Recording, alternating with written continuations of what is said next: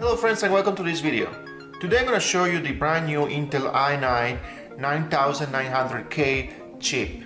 This chip is been released just like a month or two ago from Intel, and it claims to be the fastest gaming CPU in the world, at least for the date that we have now, which is November 2018.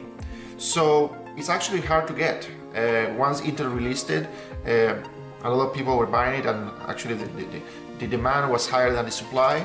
So right now we are after the day after Thanksgiving and Black Friday just passed. It is still very hard to find it, but of course I suspect supplies will increase and then it will be easier and easier to get.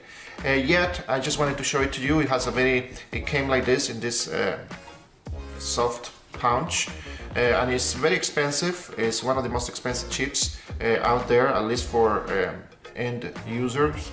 And I'm gonna go ahead and get it out from its velvet pouch. And this case is beautiful. It really reminds me of almost of a soccer ball, you know, and it maintains the chip inside really nicely there, as you can see.